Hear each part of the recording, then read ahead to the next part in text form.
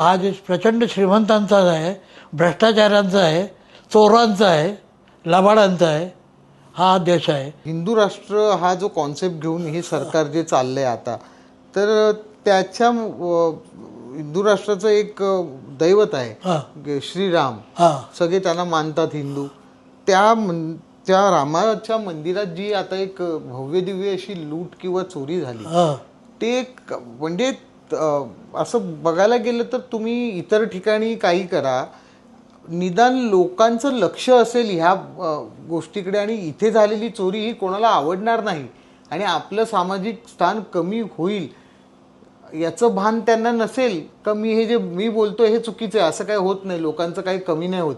लोकांना कुठेही चोरी झाली तरी येणार तर बीजेपीच, असं काही लोकांचं झालंय. हा विश्वास त्यांना आहे का त्यांचं दुर्लक्षच झालं की चोरी होऊ दिली की ती बाहेर येऊ दिली? हा देश प्रचंड श्रीमंतांचा आहे, भ्रष्टाचारांचा आहे, चोरांचा आहे, लबाडांचा आहे, हा देश आहे. या लबाडांचा देश आहे आणि त्या देशाचा मुख्य हा देखील खोटंच बोलणार आहे. त्याच्या तो देखील रखवालदारी करण्याच्या ऐवजी त्या चाव्या जर तो जिकडे तिकडे देत असेल आणि त्याचे स्वतःचे पैसे जर स्विस बँकेमध्ये कोट्यावधी रुपयाने असतील आणि तो खरा ग्रॅज्युएट आहे की खोटा ग्रॅज्युएट आहे हे देखील तो पटवून देऊ शकत नाही. तो आपल्याला पंतप्रधान आहे हे आम्हीच लादून घेतलेले आहे, त्याला आम्हीच जबाबदार आहोत. पण नाईलाज आहे.